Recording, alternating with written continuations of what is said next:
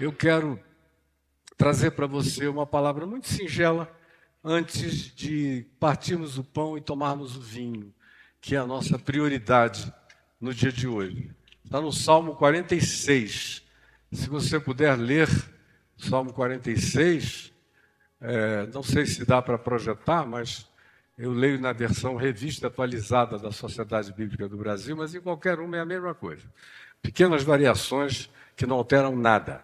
Salmo 46, que nos diz o seguinte: Deus é o nosso refúgio e fortaleza, socorro bem presente nas tribulações.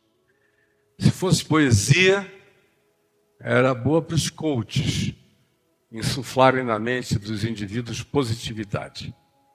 Mas não é poesia, é fato e é verdade.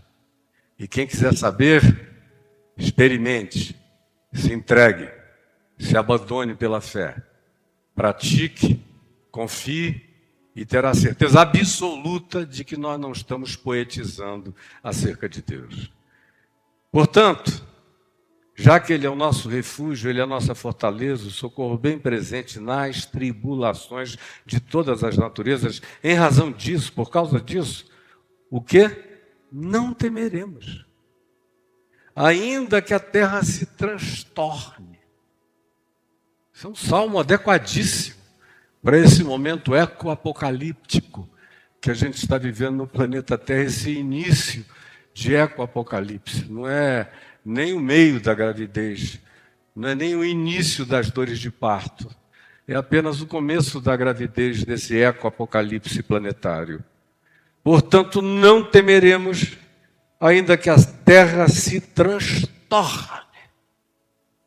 Eu, por exemplo, vejo a terra em crescente estado de transtorno. A terra como planeta, a terra como mundo, sociedade, civilização, construção humana e habitação de todas as criaturas e vegetações, nesse ambiente único e singular no qual nós fomos colocados, e ela está em estado de transtorno, de angústias, como diz Paulo em Romanos 8, geme. A terra geme.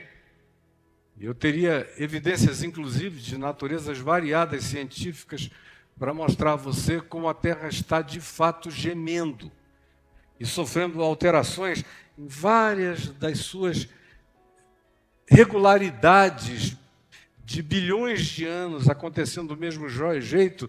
Nós, com a nossa presença, estamos conseguindo produzir suaves, porém importantes e perigosas alterações no ciclo do planeta. Ainda que os montes se abalem no seio dos mares, essas montanhas que saem do mar, e quando você sabe o que tem abaixo delas, elas botam aqueles picos para fora, mas o que tem lá embaixo são quilômetros e quilômetros de abismo. E o que o Salmo está dizendo é, ainda que esses montes que saem dos oceanos se abalem, estremeçam no coração dos mares, mostrando que no abismo existe algo profundamente inquieto em relação ao equilíbrio terráqueo, sismológico. Ainda que as águas tumultuem e espumejem, que nem começaram ainda, é só o iniciozinho que a gente está assistindo, é só o soprinho que vem por aí, é para todos nós nos prepararmos, porque já não tem mais reversão, passou da hora há muito tempo, o pessoal brincou disso. E eu venho dizendo desde a Eco 92, quando disseram que o que está acontecendo agora só aconteceria daqui a 200 anos. Está tudo gravado o que eu falei lá, para 1 milhão de pessoas da Cinelândia. Citando Oséias 4, de 1 a 4, dizendo não, nós não temos 200 anos. Se eu fosse conservador como vocês, eu diria que seriam 120, mas a minha consciência não permitiria, porque não será. Se eu fosse ainda conservador, como vocês tentam ser, porque estão sendo patrocinados por uma quantidade enorme de multinacionais que pagam para não haver alarme e eles não mudarem o ciclo das coisas, eu lhes diria que nós não temos nem 80 anos. Aí, 10 anos depois, teve uma outra convenção mundial e eles baixaram de 200 anos para 120. Eu falei, não, eu tinha dito 80, agora eu já puxei para 60, não tem nem 60. Aí eles puxaram de volta para 80, 10 anos depois. Eu falei, não, agora, gente, os meus netos vão ver, vai bater na nossa cara, eu vou estar vivo. Não temos esse tempo. E, recentemente, a conclusão que se chegou é que, assim como acelerou, não por adição nem por multiplicação, mas uma multiplicação com crescimento exponencial, a desconstrução, a desconexão no mundo inteiro, o processo de reversão é de adição lenta e não se reverte de natureza exponencial em nosso favor de modo algum, de modo que a aceleração não encontrará uma desaceleração em equivalência exponencial favoravelmente a nós. Portanto, passou da hora. E todo mundo só quer sair bem na foto. Discutem, mas continua tudo como dantes no quartel de Abrantes. E essa semana alguém me perguntou num podcast, a que o senhor compara essa situação? Eu falei, é como um ser humano, dono, pai de família, que tem uma casa bonita, que pega galões de gasolina e sai jogando em volta da casa, depois esparrama nas paredes por fora, depois entra e joga em todas as paredes, em todos os móveis, enquanto a família dorme no segundo andar da casa, e ele vai jogando nas escadarias, joga em todos os quartos, em todas as cortinas, joga o fogo e se deita para dormir ao lado da esposa e dos filhos, achando que tudo vai acabar bem. A nossa idiotice é mais ou menos equivalente a essa ação suicida e patética que a gente vê. E aí aparece no Elon Musk dizendo, não, vamos 5 milhões de nós para Marte, 200 graus de calor, cheiro de ovo podre, enxofre, é um próprio inferno lá, para você viver numa bolha. E ninguém quer fazer nada para reverter o processo do mundo. Aqui ele ganha todo o dinheiro que ele pode para tentar levar 5 milhões de idiotados para serem servos dele em Marte. E ainda tem gente que acha que isso é uma alternativa. É trágico. Mas são os dias. E tem gente que não quer nem pensar por causa do medo.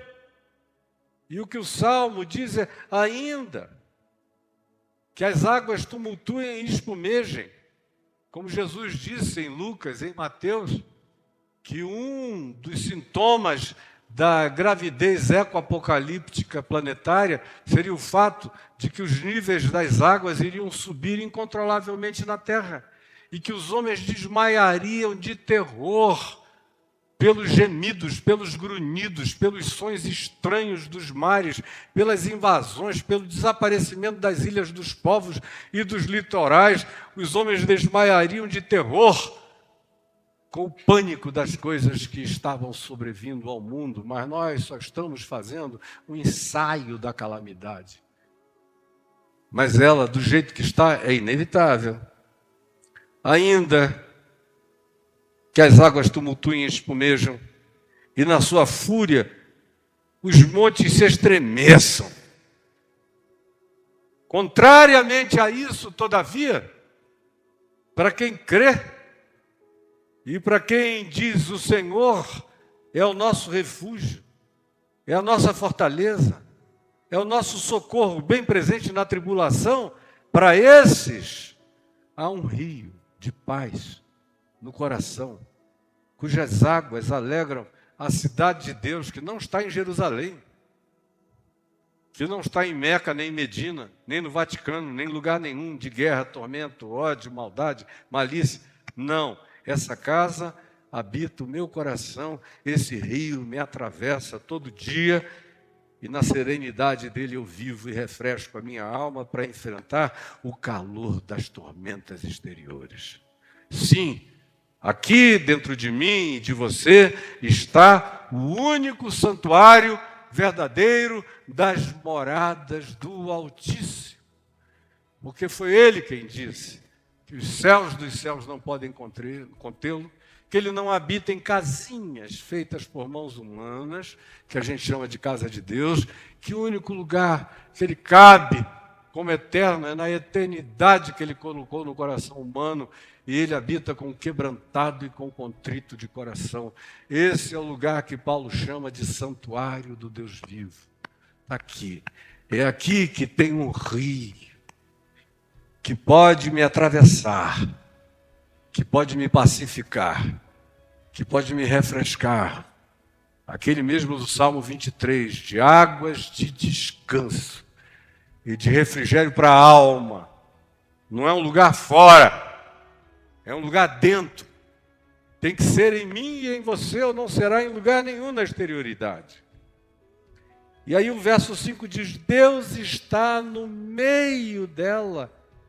Emanuel, habitando o meu ser, me garantindo que Ele é meu refúgio, minha fortaleza, meu baluarte, me livra da tribulação. Ele está em mim, Ele é Emanuel, Ele é Deus comigo, Ele é Deus conosco, Ele é Deus me habitando, desde sempre, e eu não serei abalado. Me perguntaram outro dia, num programa de TV, em algum lugar que eu já nem me lembro onde, escuta, se você tivesse que ficar no fim das coisas, o que você faria se avisassem para você que era a última hora, o último dia, o último momento?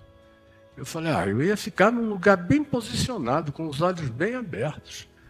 Aí a pessoa falou, mas para quê? Eu falei, se é o último momento da existência na Terra, eu quero ver com os meus olhos bem abertos. E fique chocada, sem nenhum medo. Porque é um negócio que faz bum, explode tudo, e eu entro numa glória que excede a todo entendimento. A morte já morreu por mim, eu não tenho medo nem de nada, nem de ninguém, nem de coisa alguma, porque o Evangelho tem esse poder de realizar isso em você, se você quiser. Se você não quiser ser só religiosozinho, mas se você quiser que a raiz da eternidade se plante dentro de você, você se torna uma pessoa assim. Isso não é leitura de livro, está escrito na realidade do meu peito, do meu ser, todo dia. Eu sei que é e não é fanfarrice, é fato da fé. Sem medo mesmo. Há um rio e há um descanso. O Senhor está aqui, no meio disso tudo. Eu não serei abalado. E Ele me ajuda antes do dia começar. Anteontem Ele já está dizendo, não se preocupa com amanhã, com depois, nem com coisa nenhuma. Basta cada dia o seu próprio mal. Quanto a você, caminhe nessa certeza, abraçado por esse refúgio. E aí ele prossegue dizendo, bramam nações, como a gente as vê bramindo, de ódio, para lá e para cá.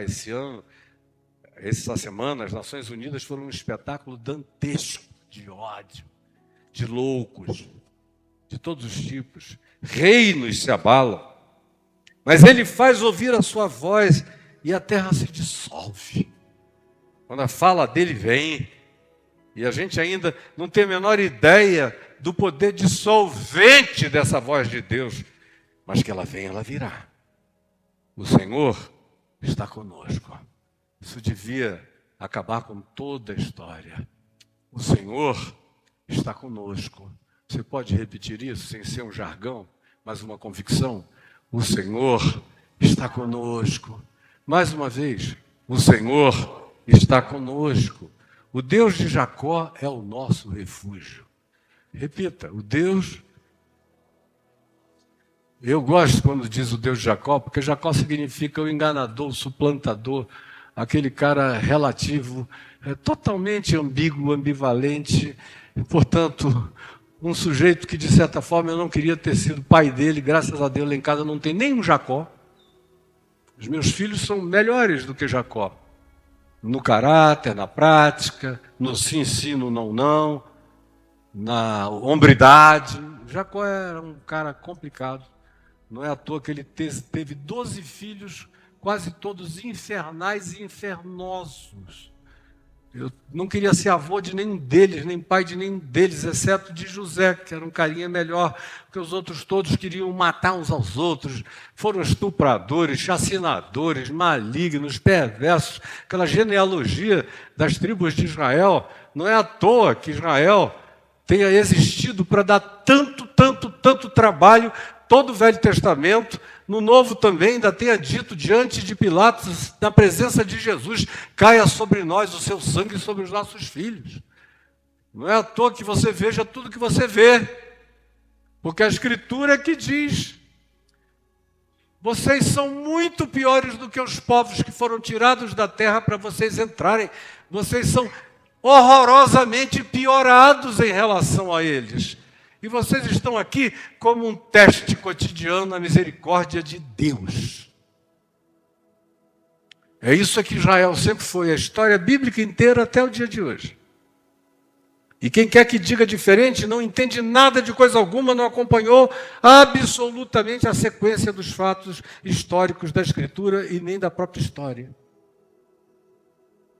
O Senhor, o Deus de Jacó, o Deus dos relativos, é o nosso refúgio também. E graças a Deus, que é o Deus desse ser que não merece acolhimento, é que é o meu Deus, o seu Deus e o nosso Deus, nos ofertando o acolhimento dessa graça, desse carinho, desse amor, dessa proteção. Aí o verso 8 diz: vinde e contemplai as obras do Senhor, que assolações efetuou na terra. Aí a gente vê a soberania de Deus até contra a arrogância dos povos, das nações que se levantam, poderosos, perenes, dominadores, e depois você procura, e aonde eles estão? Acabaram com o passar de décadas e séculos, se esvaziaram, morre o tirano e o seu domínio de arrogância se dissolve. O Senhor põe termo à guerra até os confins do mundo. E eu espero todo dia que Ele faça isso, em todos os lugares em guerra no planeta, e eu sei que Ele o fará. Quebra o arco, as armas, os tanques, os aparatos, despedaça as lanças, os mísseis, queima os carros no fogo. Esse é aquele que diz: vem a mim e eu vou te dar refúgio, abrigo, fortaleza, vou deixar passar um rio de paz dentro de ti, e não tenha dúvida sobre o que seja o meu amor, porque eu sou refúgio também de gente como Jacó. Portanto, tem lugar para você e para mim. E não importa qual seja o cenário, Ele é aquele que está sobre aquilo que nos parece para além do controle de qualquer um. Espere e veja. E o verso 10 diz: aquietai-vos e sabei que eu sou Deus. Sou exaltado entre as nações, sou exaltado na terra. O Senhor está conosco. O Deus de Jacó é o nosso refúgio. Essa é a mera leitura do Salmo. Mas o que eu vim fazer aqui não foi só ler o Salmo. Ler já ajudou muita gente aqui agora. A mera leitura já te ajudou. Eu sinto que já. Estou vendo o seu rostinho. Senti suas alegrias. Percebi algumas manifestações, alguns eflúvios de felicidade, de brotamento de fé. Mas não foi isso que eu vim dizer, e o que eu vou dizer não dura mais do que 15 minutos. Preste atenção. Eu vim falar sobre o absurdo da construção poética deste salmo, e que é coerente com uma quantidade enorme de outras manifestações da fala divina nos salmos e nos profetas. Veja que a grande ênfase está naquilo que a gente não quer como expressão que defina a nossa construção de nenhuma fala em relação a Deus, que é a expressão ainda que. Ainda que. Portanto, não temeremos a primeira manifestação no verso 2, ainda que a terra se transtorne. Aí a gente encontra uma segunda. Ainda que as águas tumultuem e espumejem, e na sua fúria os montes se estremeçam. Esse ainda que é aquilo que todos nós não queremos para nós. Na melhor circunstância a gente diz, tomara que nada disso aconteça, ou espero que tudo isso jamais se consume, ou a gente diga, eu sou teu, desde que tu me poupes disto, daquilo e daquilo outro, servir-te-ei intensamente, desde que continues a me poupar de todos os dissabores, dores, angústias, tribulações, apertos e fracassos e distúrbios da minha existência. A maioria de nós existe no máximo dizendo, desde que isso não me venha. São poucas as pessoas que têm essa ousadia não poética, mas de falarem sinceramente diante de Deus.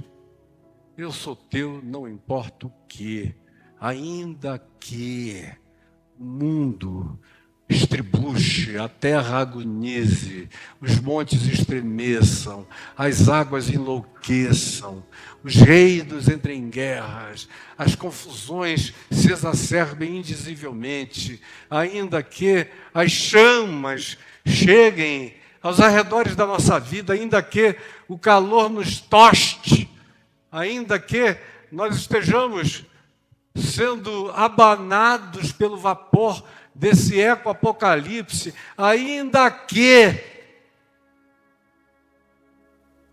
o Senhor é o meu refúgio.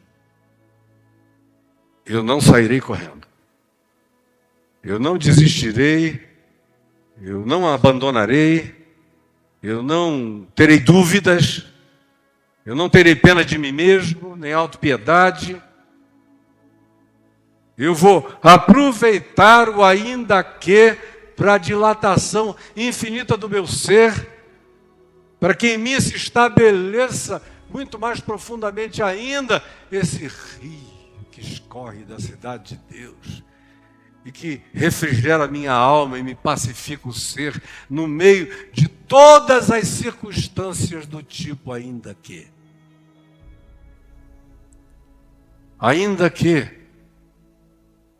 eu ande pelo vale da sombra da morte, não temerei mal nenhum. Ainda que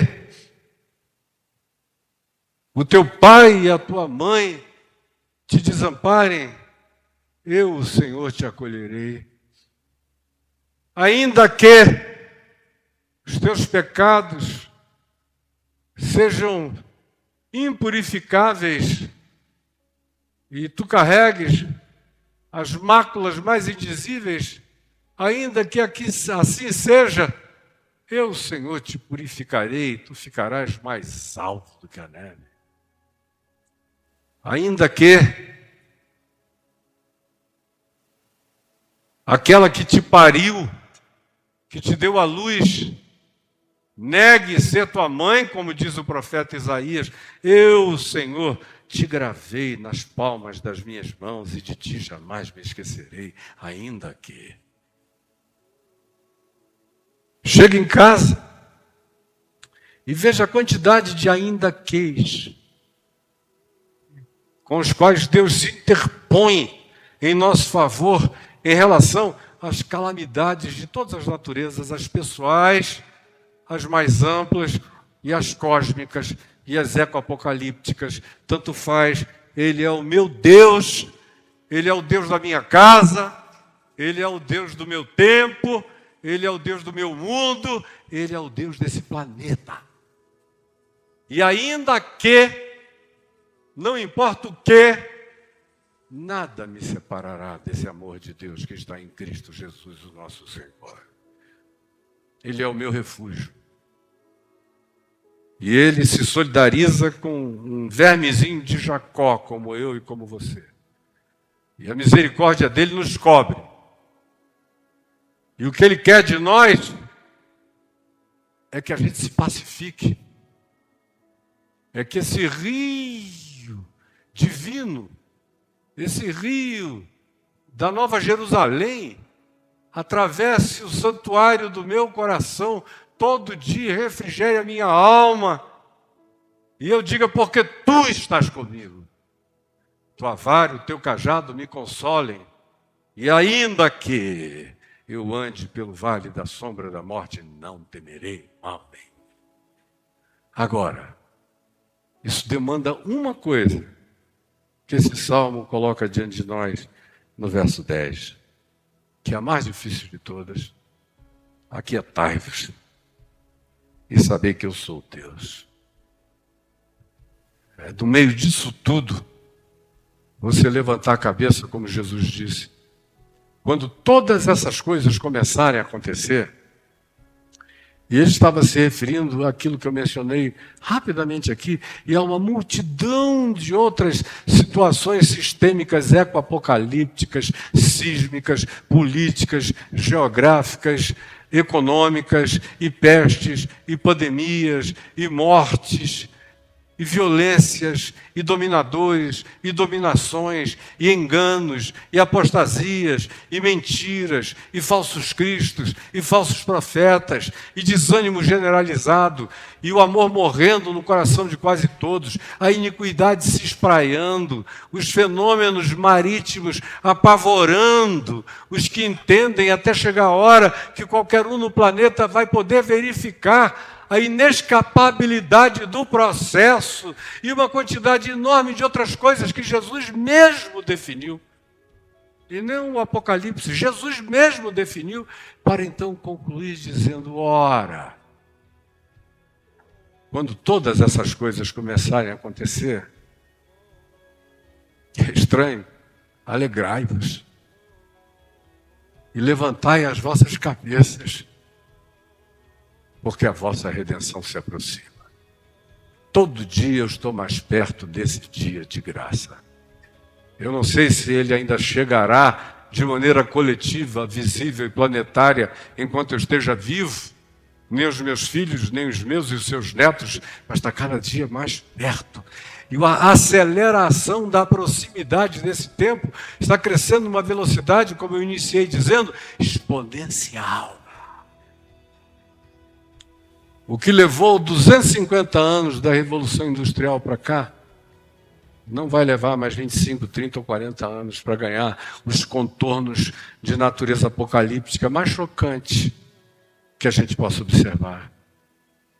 Aí você vai dizer, poxa, Caio, eu fui hoje ao caminho da graça querendo uma cócega, uma massagem nas costas, um cafuné, uma aguinha de coco gelada, aí você me serve um negócio desse? Eu lamento se a sua interpretação for essa. Porque quem me dera conseguir inocular isso como certeza de que o Senhor é o nosso refúgio e fortaleza, socorro bem presente nas tribulações, ainda que tudo. E eu posso atravessar tudo isso com a serenidade desse rio de paz no meu coração.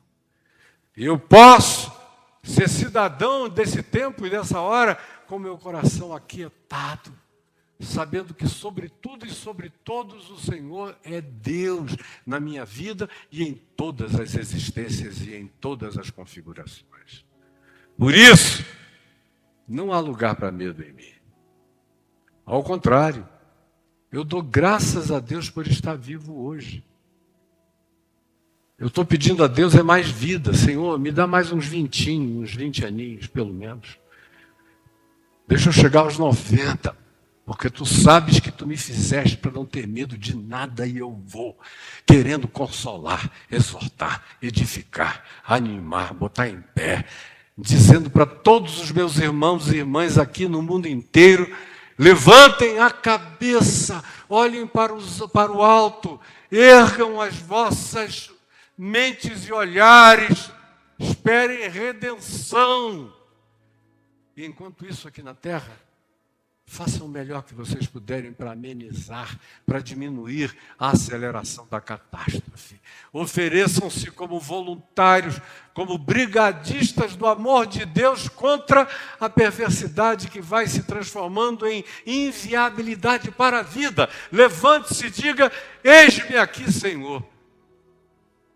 Eu não vou ser parte omissa, contribuinte perverso e silencioso do que eu vejo acontecendo à minha volta sem fazer absolutamente nada. No que me tange, no que eu alcançar, no que eu puder, aonde chegar a minha voz e a minha vida, eis-me aqui. Foi isso que eu vim dizer a você hoje essa noite. E eu espero de todo o coração que ninguém fuja da verdade. E nem entre em depressão dizendo: ai meu Deus, para ouvir o Caio a gente tem que tomar antes um Rivotril.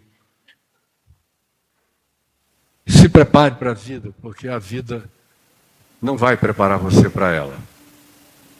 Mas esse evangelho da graça de Deus é o que pode te fortalecer, te enrijecer, te dar a graça do destemor, da confiança e desse aquietamento, sabendo que quem manda não é o Putin, pobre Putin. Quem manda não é nenhum desses caras aí. Se passar uma bolha viajando pela corrente sanguínea no cérebro de um cara desse, baba até morrer, nunca mais consegue dizer nada.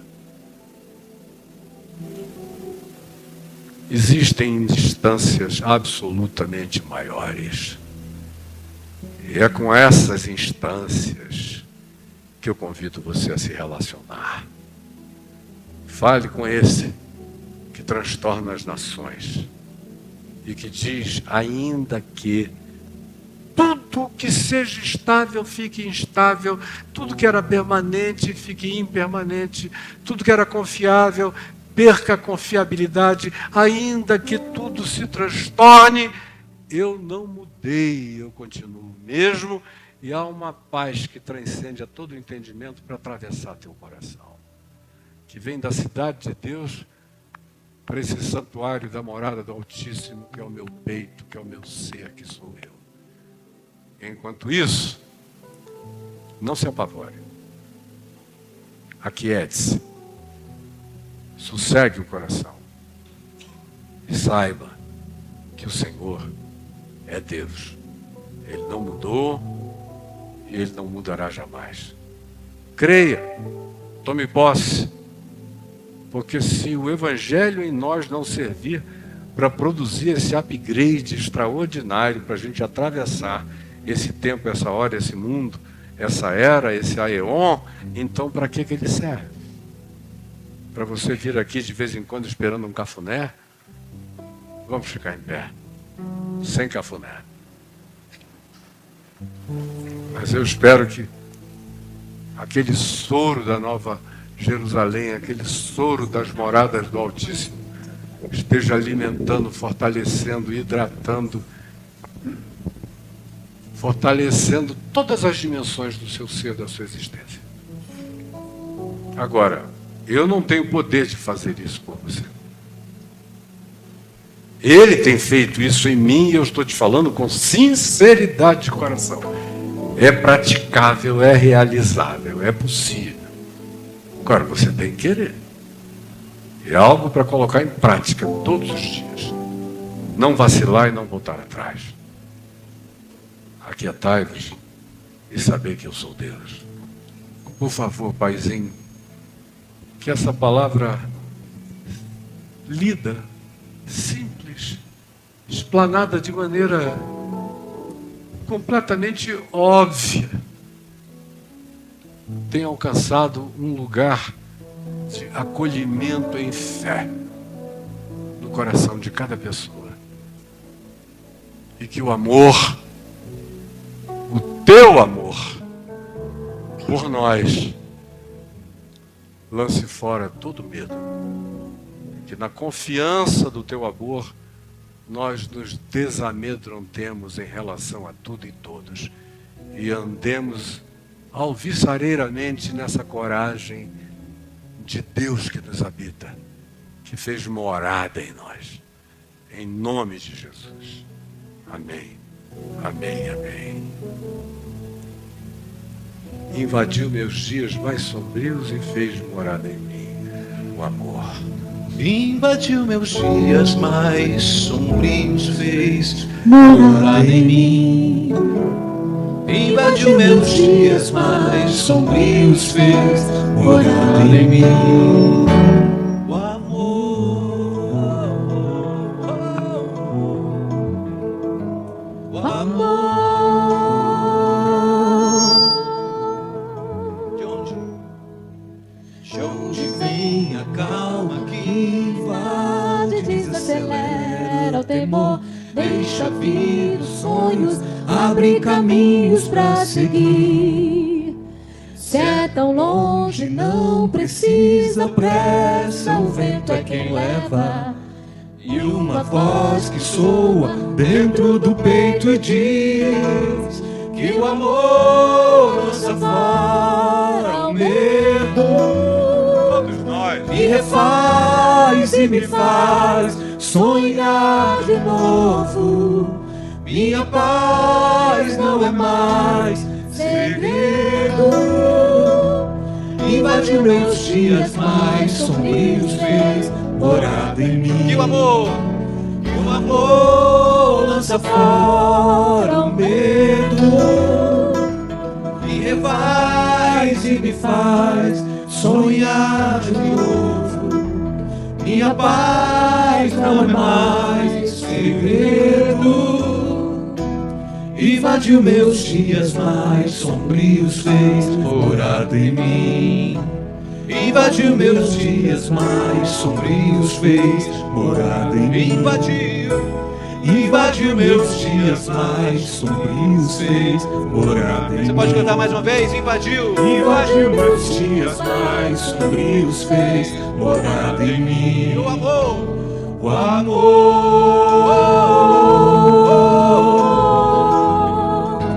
O amor.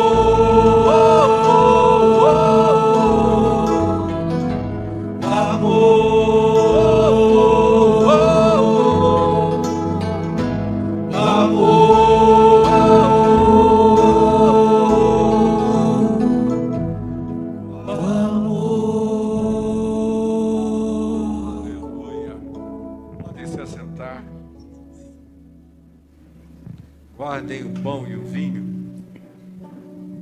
e apenas lembrem que o Senhor Jesus,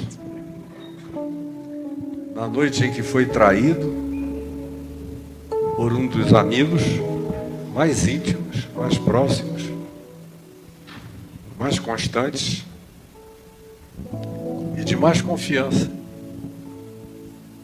naquele mesmo dia, sem nenhuma surpresa, sem nenhuma mágoa, coração completamente limpo de tudo, como sempre foi. Ele partiu o pão e o deu aos seus discípulos, incluindo aquele que o traía, a quem ele fez um gesto ainda mais especial. Ele molhou o pão no vinho e colocou na boca, na língua de Judas Iscariotes.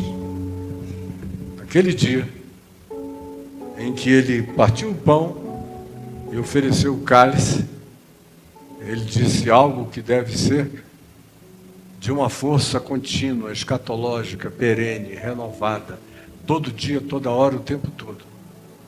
Em cada lanche, em cada copo d'água, em cada respiração, em cada ação, em cada observação, em cada interpretação, em cada gesto da vida toda.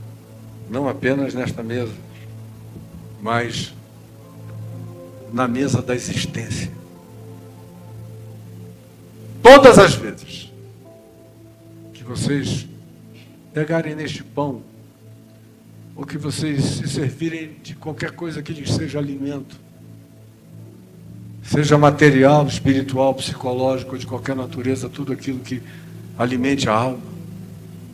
E todas as vezes que beberdes da água, do cálice, do vinho, do suco, ou da troca, ou do amor, ou do beijo, da mulher, do marido, dos filhos, da vida, em todas as circunstâncias que alimentam o ser, façam tudo lembrando de mim. E assim eu peço que todos que aqui estão comam do pão, comendo a totalidade da vida, comendo a certeza de que o Senhor é o nosso refúgio e fortaleza. Amém.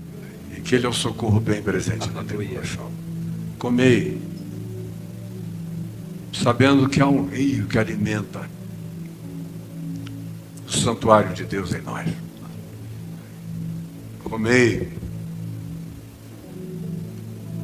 aquietando o coração, sabendo que o pão nosso e todos os pães que sejam para a nossa vida, de todas as naturezas, Ele nos dará sempre no dia chamado hoje, agora e já. E por semelhante modo, depois de haverem todos eles comido, Jesus tomou um cálice e o deu, dizendo: tudo aquilo que alimente, que refresque, que alegre, que fortaleça, que chegue como ânimo para a vida, em todos os níveis da existência. Bebam como cálice do meu amor, como cálice da minha graça, da minha bondade, em seu favor. Façam isso todos os dias, façam isso o tempo todo, façam isso agora, façam isto sempre, em nome de Jesus. Amém.